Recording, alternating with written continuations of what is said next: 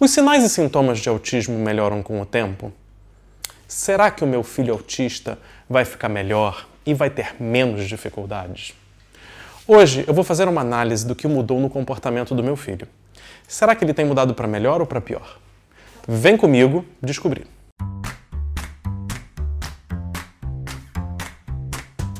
Então, gente, todo mundo muda. A gente está em constante evolução, em constante desenvolvimento. Ao longo do tempo, a gente vai se comportando de maneira diferente, de acordo com as nossas experiências de vida. A cada dia que passa, a cada momento, a gente vivencia coisas diferentes e a gente vai se transformando. Então, com uma criança autista, não poderia ser diferente, não é mesmo? Por isso, hoje eu resolvi falar de como o Eric mudou ao longo do tempo. Como era o autismo dele quando ele era menorzinho e como que estão as coisas agora. Claro que a gente não muda da noite para o dia. Essas mudanças acontecem devagarzinho, bem devagarzinho, ao longo do tempo. E às vezes a gente acaba nem reparando. Mas aí quando a gente olha lá para trás, a gente consegue ver o tamanho do progresso. É importante dizer também que essas mudanças no comportamento do Eric se deram porque ele faz diversos tipos de terapia. Ele é acompanhado por psicólogo, por fonoaudiólogo, por terapeuta ocupacional. E a gente se informa muito e aplica em casa os ensinamentos que a gente recebe dos profissionais de saúde. Tá? As coisas não mudam sozinhas da noite para o dia. Tá? Precisa de intervenção e precisa de muito apoio dos pais. Mas agora eu vou deixar de lenga-lenga e falar logo do que interessa. O que mudou na vida e no comportamento do Eric? Bom, a primeira mudança que nós reparamos foi que ele antigamente não suportava a água escorrendo no rosto dele durante o banho, principalmente quando a água escorria para os olhos. Ele passava a maior parte do banho nervoso, pedindo seca meu olho, pedindo a toalha, e era uma coisa que a gente via que incomodava muito ele. Hoje em dia, olha ele aí, adora tomar banho, mete a cara toda embaixo da água, do chuveiro. Ele curte muito água no rosto. Essa intolerância que ele tinha em relação à água no rosto tem a ver com processamento sensorial.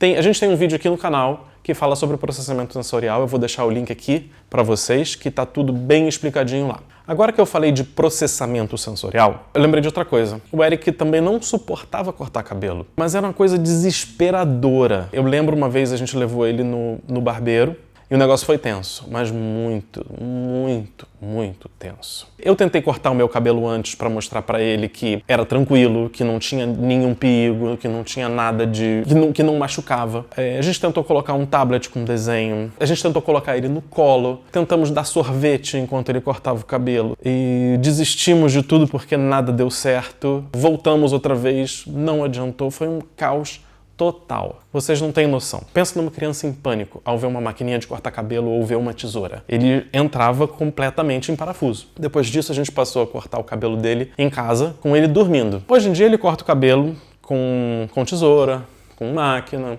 Não se estressa. A gente corta o cabelo dele em casa, ele come lá a pipoca dele, vendo um desenho, ou tá no celular. A gente percebe que ele não tá 100% à vontade, mas a gente não precisa deixar ele com aquela juba enorme por meses. Outra coisa ligada ao processamento sensorial é que hoje em dia ele tolera muito mais algumas sensações. Por exemplo, uma coisa que ele nunca gostou foi vento. Quando venta muito forte, ele costumava ficar nervoso.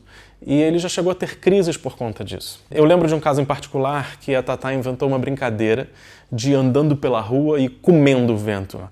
Vamos comer o vento.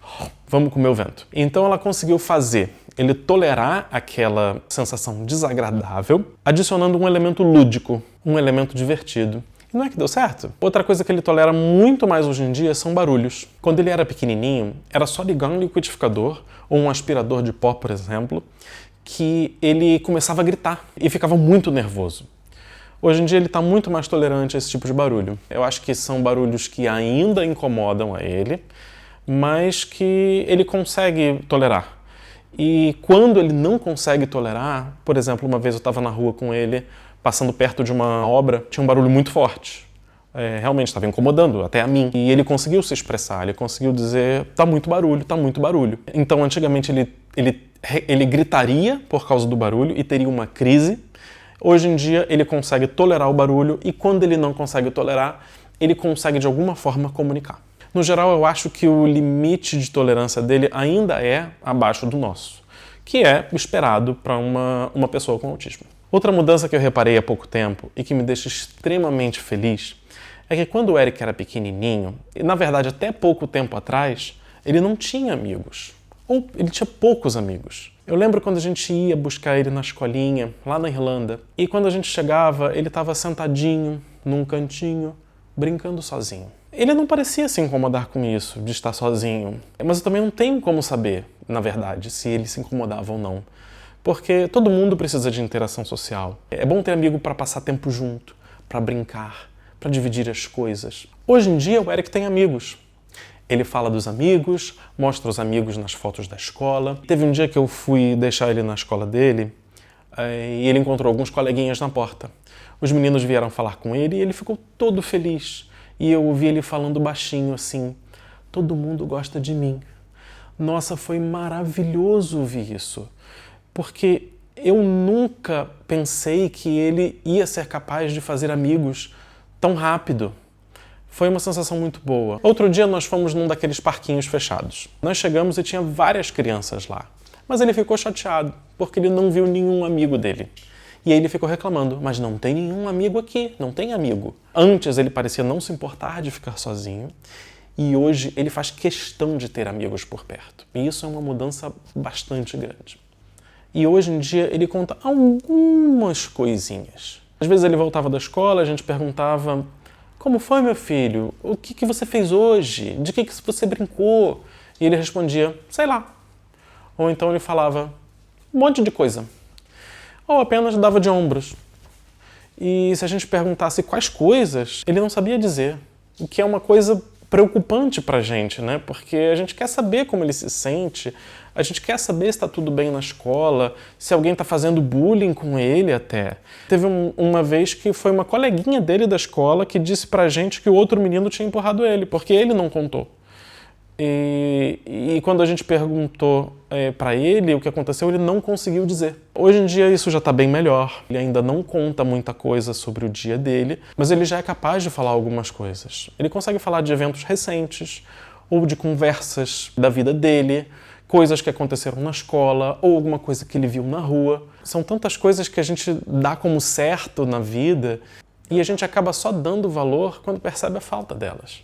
Outro ponto: quando o Eric era pequeno, eu acho que já falei isso em outro vídeo, ele não conseguia reconhecer emoções, tanto em outras pessoas quanto nele mesmo. Eu, às vezes, fico imaginando: como será que seria a minha vida se eu não conseguisse compreender emoções básicas que eu estou sentindo? Às vezes não acontece com você, de você se sentir um pouco angustiado, mas sem saber exatamente o que é, ou porque você se sente desse jeito. Então agora tenta imaginar isso acontecendo com todo tipo de emoção ou sensação que a gente conhece muito bem: medo, tristeza, solidão, cansaço, ansiedade, alegria, felicidade. A verdade é que todos os bebês nascem sem saber reconhecer essas emoções. E quando eles são invadidos de uma emoção incompreensível, eles fazem o quê? Choram. Por quê? É porque eles não conseguem lidar com aquele estado emocional. Então, os bebês vão aprendendo sobre as emoções naturalmente ao longo do tempo. Mas nas crianças autistas, esse desenvolvimento não acontece da mesma forma. Ou ele não acontece, ou ele acontece de forma incompleta. Do mesmo jeito, reconhecer emoções nas outras pessoas é algo que vem naturalmente nas crianças típicas, mas é um desafio bastante grande para as crianças autistas. Eles podem ver uma pessoa, por exemplo, se acabando de chorar e não saber o que elas estão passando. Ou podem ver alguém extremamente feliz e sorrindo, mas não compreender que emoção é aquela.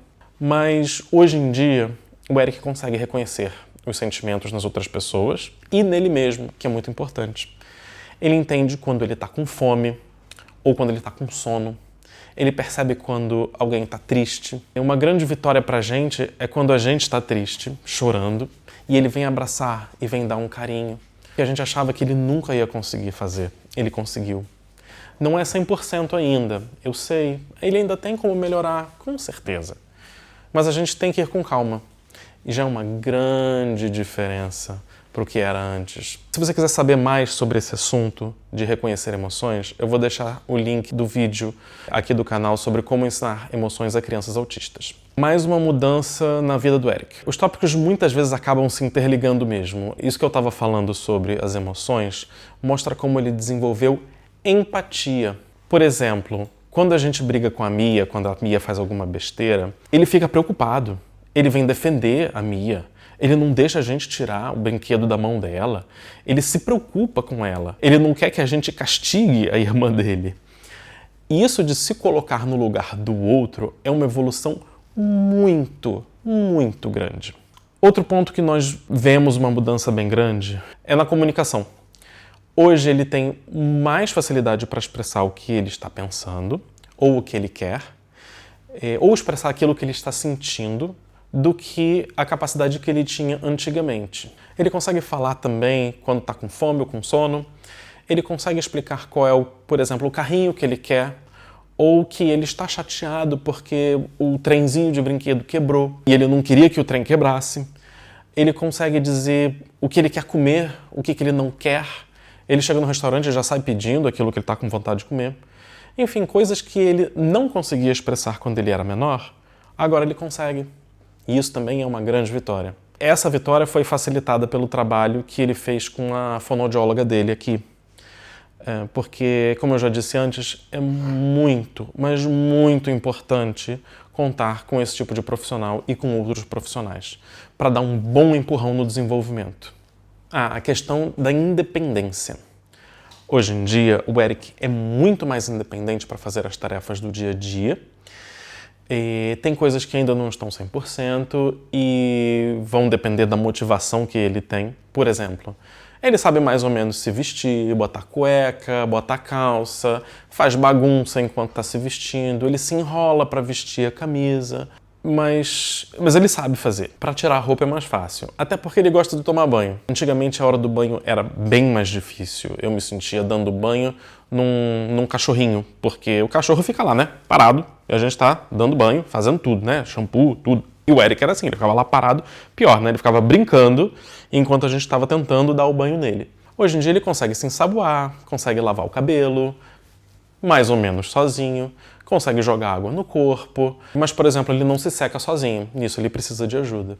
Outra tarefa que ele ainda está desenvolvendo bem aos pouquinhos é comer sozinho. Ele sabe comer sozinho, ele sabe fazer os movimentos de pegar a colher, pegar o garfo, mas às vezes falta motivação e às vezes falta interesse, ele está distraído com outras coisas. Então ele fica tão distraído com as coisas ao redor dele que ele acaba não comendo. Aí a gente tem que chegar junto, estimular, e dando colher por colher, e tem vezes que é mais fácil, tem vezes que é mais difícil. Mas, no geral, ele está bem mais independente do que ele era antes. Outra, viajar sem ter crises. Nossa, viajar com ele era muito difícil quando ele era pequeno, vocês não têm noção. Teve uma viagem que a gente fez pro sul de Portugal em que ele teve crises todos os dias, literalmente todos os dias. Foi crise porque estava ventando muito, foi crise porque o sol estava atrás da nuvem, foi crise porque ele não queria pegar o barquinho para ir até o outro lado, foi crise na hora de pegar o trenzinho para passear. Foram várias coisas. Eu acho que a questão principal dessas crises eram por causa da mudança de rotina e mudança de ambiente. Hoje em dia, a gente está bem mais armado para viajar com ele, graças à terapeuta ocupacional e muito estudo, muita leitura. Por exemplo, para conter a ansiedade dele, a gente faz um calendário, pega uma folha de papel, faz um calendário, marca os dias que faltam para a viagem, coloca algumas das atividades que vão acontecer durante a viagem, coloca o dia do voo, coloca o dia de ida e o dia de volta. Se for uma viagem de praia, faz um desenhozinho de praia. Se for viagem de outra coisa, faz um calendário temático para ele. E a gente coloca preso na parede ou na geladeira e ele vai marcando os dias, ele vai fazendo a contagem regressiva e então ele vai se preparando psicologicamente para a chegada daquele evento. E em cada dia você pode escrever o que vai acontecer, por exemplo, fazer as malas, pegar o avião, passeio na praia, passeio no parque, pegar o trem para ir para outra cidade. Antigamente era crise atrás de crise. Hoje, mesmo com roteiros de viagens até um pouco abertos que a gente faz, as crises são muito menos comuns. ele está muito mais flexível em relação à rotina dele. Esses foram alguns exemplos de coisas que mudaram na vida do Eric. Se você também tem um filho ou uma filha com autismo, eu espero que esses exemplos da vida do meu filho te deem forças e esperanças de que as coisas melhoram sim.